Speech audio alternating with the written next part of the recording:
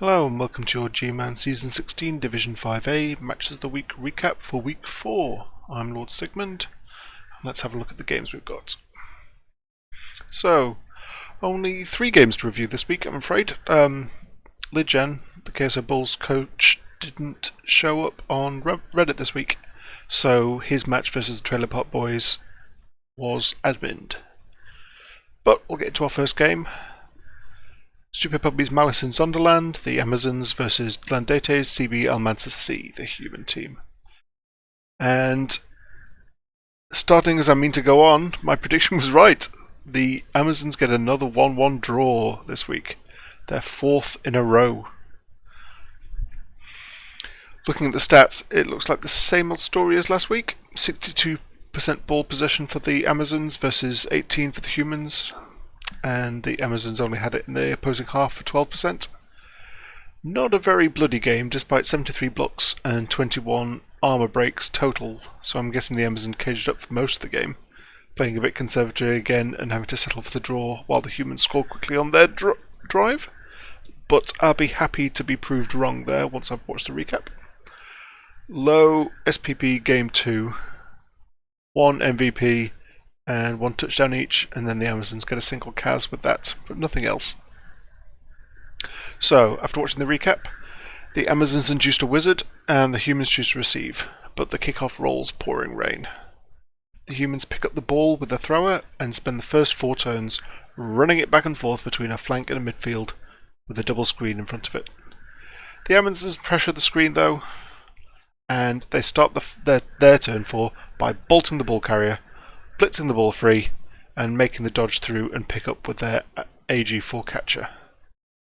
But then they snake a go for it with it. An unnecessary one, in my opinion, as even with 2 go for it's, they would have been in blitz range. So not doing a go for it and trusting in Blodge to keep the ball safe might have been better. Luckily for Stupid Puppy though, Glandate wastes a reroll blitzing before securing the ball in the rain, and fails the 3+ pickup with his AG4 catcher on turn 5. The Amazon catcher that failed to go for it on turn 4 then stands up and kills that human catcher. The Apothecary thankfully saves it to no casualty, but also fails the 3+ pickup with a reroll this time. The humans get the blitz on her in response and pick up the ball too. But it's turn 6 and they're deep in their own half, and their next action injures their own Blodge blitzer with a snake dodge, making him miss the next game, leaving the human player closest to the scoring being the ogre 2 squares into the Amazon half. On turn 6 the Amazons do some line of scrimmage blocks first, which I think's a misstep, but then they get a supporting player back and the sacked Amazon catcher stands back up, gets the 1 die blitz sack on the human, retrieves the ball with a reroll, and makes the go for it to finally score and go 1-0 up on turn 6. So, not as slow and steady as I predicted from the stats so far. The Amazons managed to capitalise on their wizard inducement, even if it took them most of a half to do so. On their next drive, the humans get a touchback and give the ball to the plus strength Blodge step catcher on the line of scrimmage to hopefully get the first half equaliser. They're unable to make a flank gap with the blitz, only getting a push, so are forced to put the ball carrier mid-Amazon half, with support but easily up into a 2-die blitz, which the Amazons oblige them with on turn 7, getting the POW and retrieval themselves. No armour break though, and the human catcher remains on the floor next to the Amazon ball carrier. And in what seems like a repeat of the last touchdown, but with better rolls from the humans, that catcher stands up, gets the POW on the blitz, the 4+ pickup with no reroll, and then 2 go for it's to equalise on turn 8. 1-1 going into the second half. The second half starts with 10 players on the pitch for each team.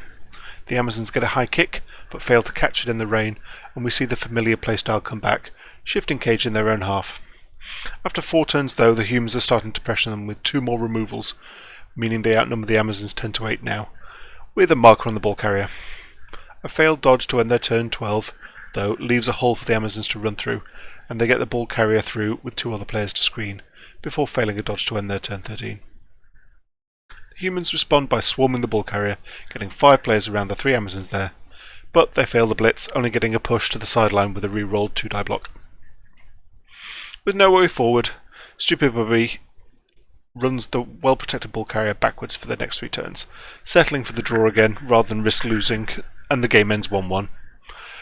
So, not as dull as I predicted. The first half was very interesting to watch, but it was back to the barely mobile cage play in the second half. With 3 weeks left, can Stupid Puppy make the 0-7-0 score by the end?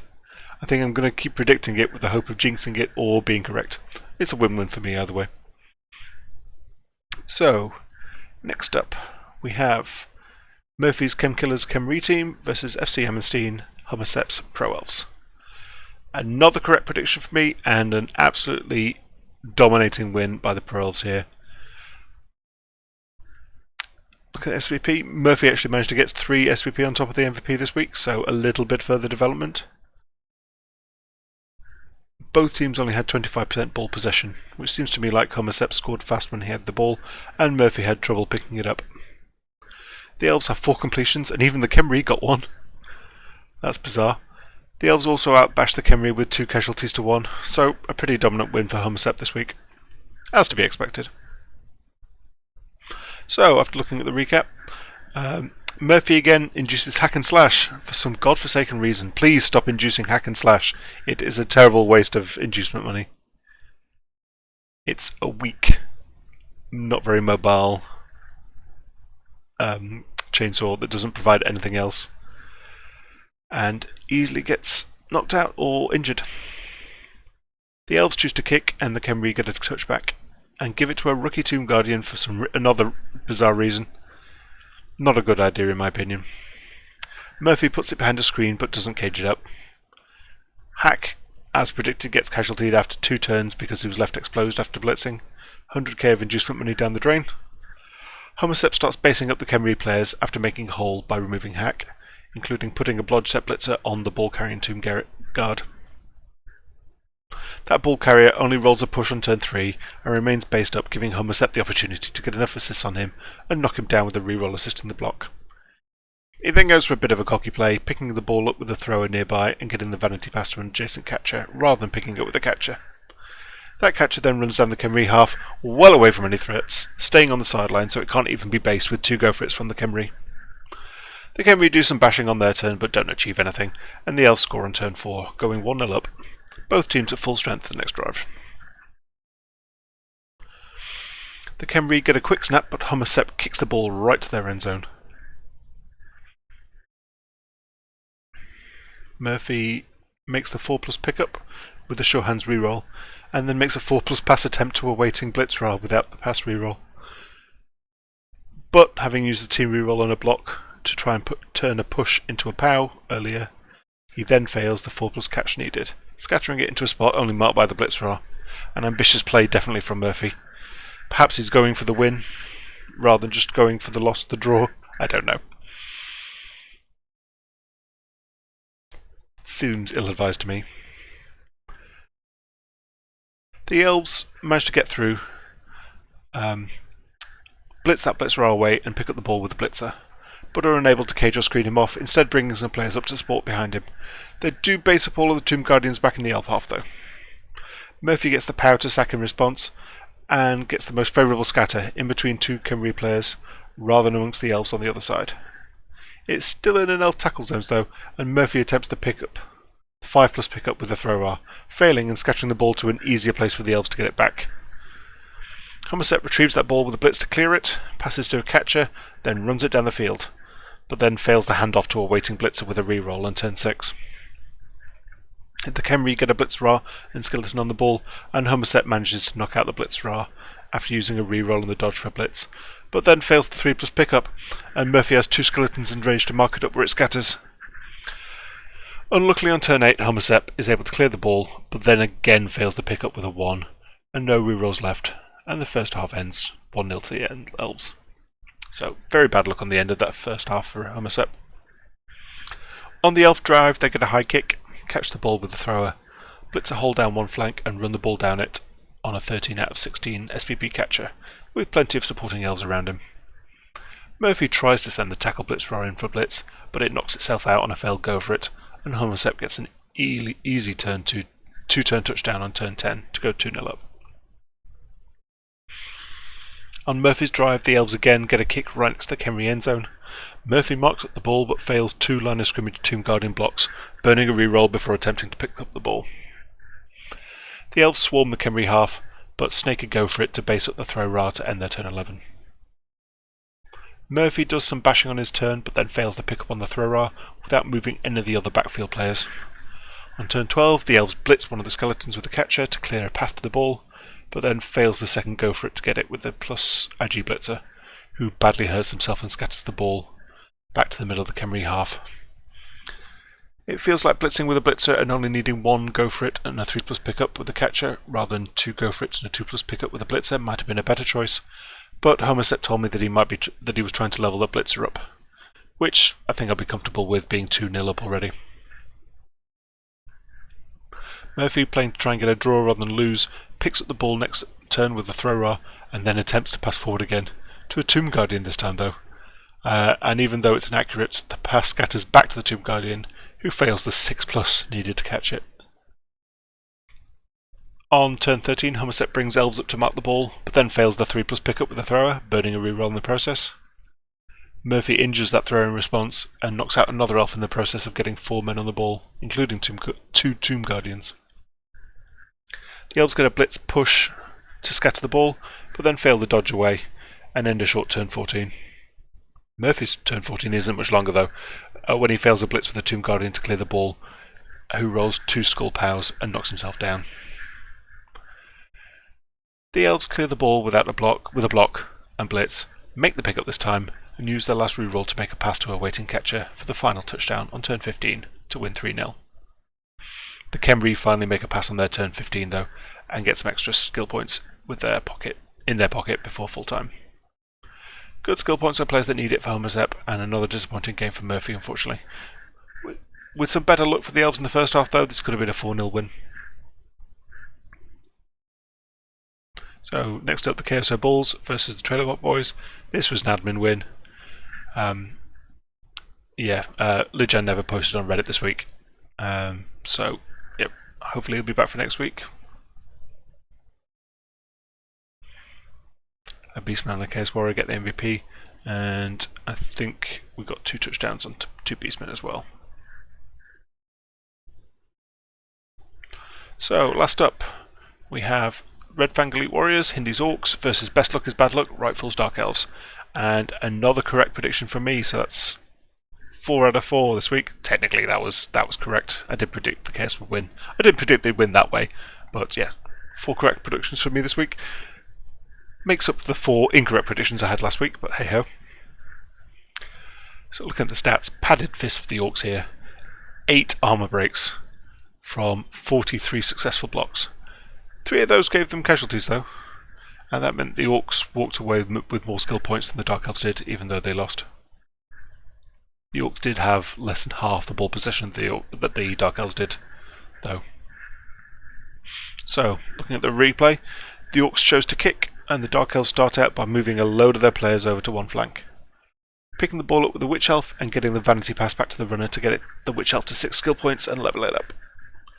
The Orcs started they mean to go on by casting the furthest forward push Dark Elf lineman and basing up the rest of the Elf front line. The Dark Elves retreat from that side and run round the other flank, sending one blitzer down the pitch into scoring range. The second turn ends though with a failed loner dodge, who injures himself, and the Elves are down to 9 players after 2 turns. The Orcs respond by clamping down on the Elves again. The scoring range blitzer is stunned from a blitz, and the rest are wrapped up. The remaining 6 Elves, who aren't the ball carrier or stunned, go back to the first flank, but are unable to push very far into the opposing half. The Orcs wrap them up again, leaving a loner to mark that down blitzer who ran deep on turn 2.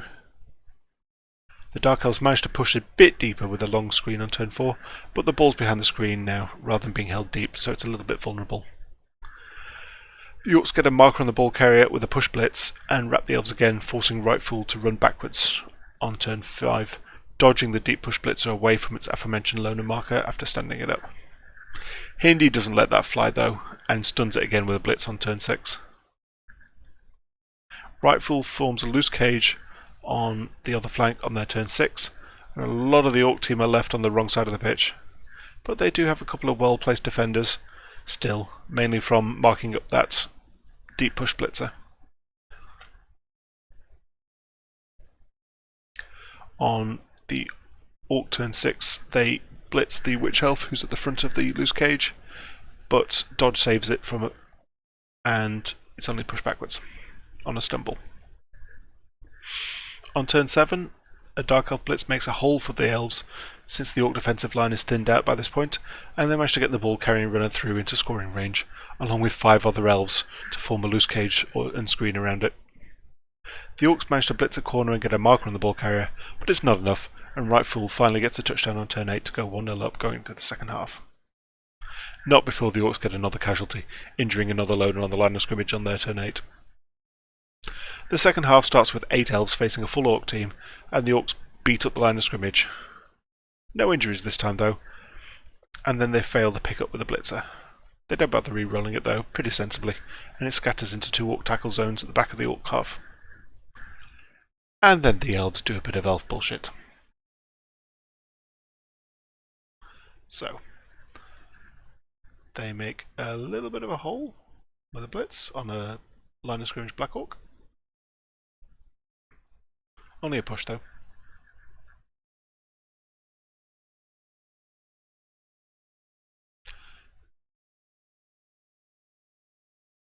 Run some elves through to support, and then they take the plus movement blitzer.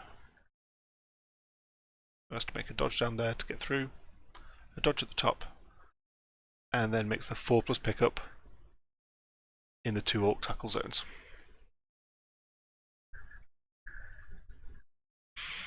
He follows that up on the next turn, because the Orcs are only able to get the Orcs. What happens on the next turn? Sorry.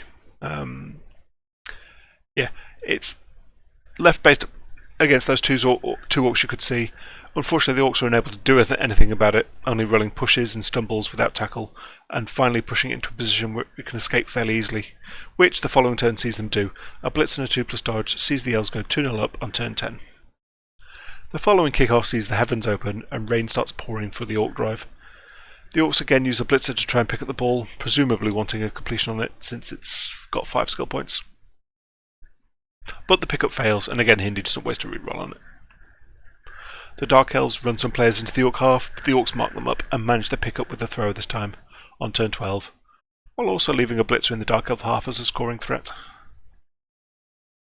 The throwers only caged up on 3 corners though, and the Elves manage to get the sack from a blitz on the exposed corner, stunning the thrower. In response, the Orcs do a bit of blocking, but then manage a 4+ pickup on a blitzer with no reroll on turn 14, and retreat it up into the Dark Elf half, with plenty of screening Orcs. The Dark Elves run back, but it's too little too late to counter the superior Orc numbers, and the Orcs manage to get the single touchdown on turn 16 to end the game 2-1 to the Dark Elves. Not before getting a cheeky final Kaz from a blitz on the kickoff roll before the match ends though. A nice bit of elf bullshit on turn 9 and some lucky failed blocks from the Orcs on turn 10 won this for the Dark Elves, and it was lovely to see. So, after Homocep's predictable but excellent dominating victory this week, we have a new entry in Homocep's Hall of Fame. We have the ball-carrying Tomb Guardian that got knocked down, lying there, joining the Dark Elf Blitzer and Human Blitzers from weeks 1 and 2. Excellent to see. Hopefully we'll see 3 more bodies in this pile by the end of the season. So let's have a look at the current standings.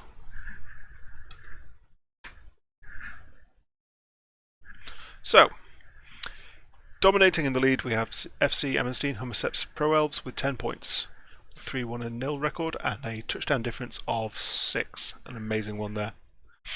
We have the Trailer Park Boys in second place, helped by this week's admin win, bringing them up to 7 points, 2-1-1, and touchdown difference of 2.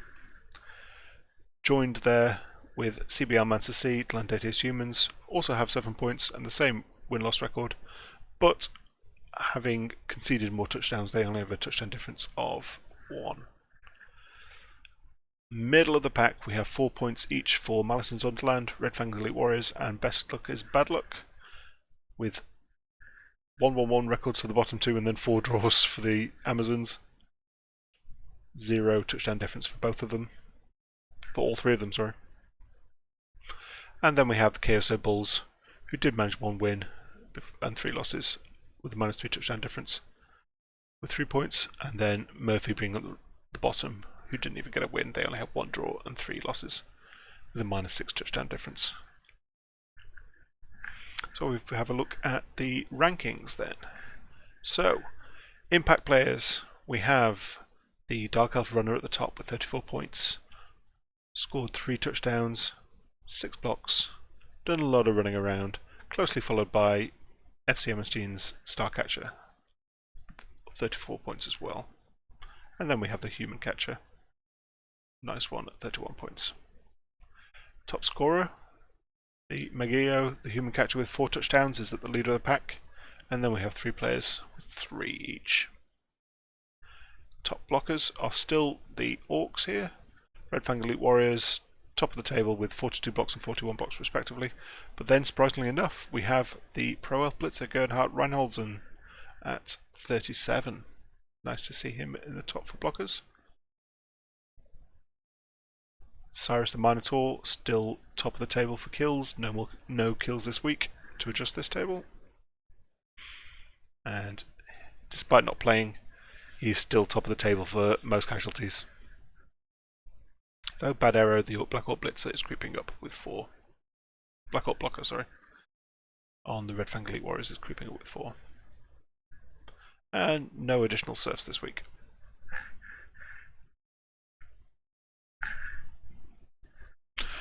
So, let's have a look at the teams. FC Emmenstein. So, 2 catch levels here for Hakan Yilmaz and Mandalo. Hakan Yilmaz gets wrestle from a touchdown, completion and a casualty, so a busy match for them. And Mandalo gets his second skill up in 2 games from the MVP and 2 touchdowns. Oops. Picking up block to go with dodge. I do like wrestle first as a second skill on the first catcher to get to 2 skills, and then you want block on the second one. So we've got a sacker here, and we've got a ball carrier here. Though obviously if Mandalo gets a double, he's getting Mighty Blow, and then he's going to be turned into a killer. But hey-oh. No injuries this week. Excellent game for them. Let's see how they do next week. Trailer Park Boys. So it was an admin game, but they got 2 MVPs and 2 touchdowns for that.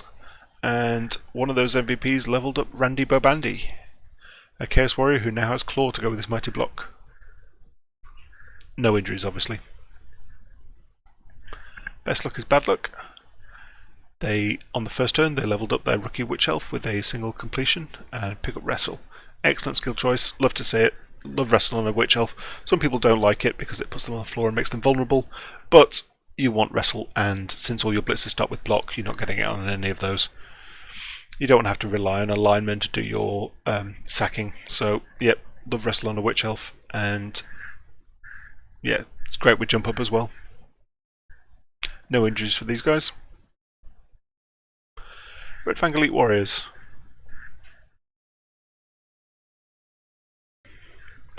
So, let's have a look. Yeah, Buggy here gets Stand Firm to go with his guard from a touchdown, and no injuries for these guys either. Really want to get some skill points on this troll. At the moment it's just acting as a team value inflation at the moment.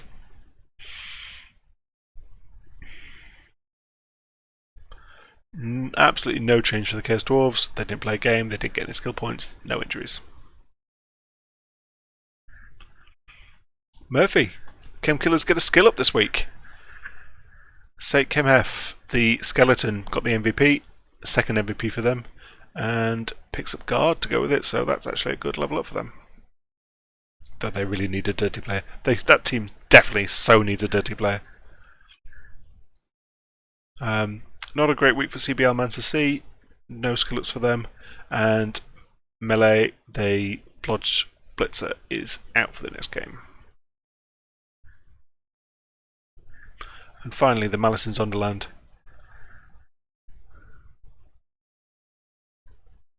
Hearts, the Lion Woman, gets guard from the MVP. Excellent. Love to get guard on the team. All these blitzers are eventually going to be getting guard, and just more guard and line women. Yep.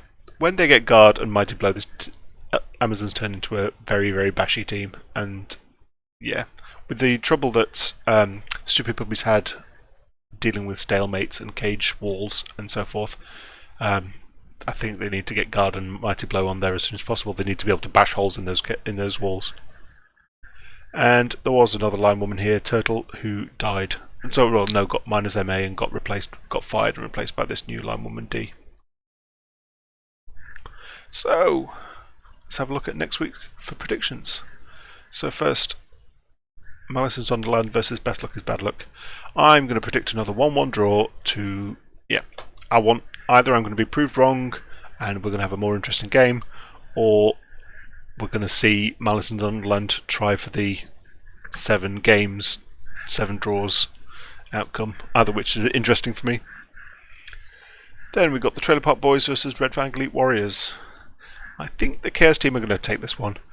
All that Mighty Blow and Claw is going to crack open the Orc armor, I think. I think we're going to see some removals, and I think the Chaos are going to take the day with this one. FC Amstein versus the KSO Bulls. Pro F win. Easy, especially if Lejeune declines to play again this week. Hopefully he'll be back, but even if he... hopefully he'll be back. And then CBR Manchester C versus the Chem Killers. Sorry Murphy, but I think your team's looking a bit underdeveloped, and I think the humans are going to take this one fairly easily as well. So, that was week 4. I hope good luck everybody for their week 5 games, and hopefully Legion will be back this week, and everybody else, good games.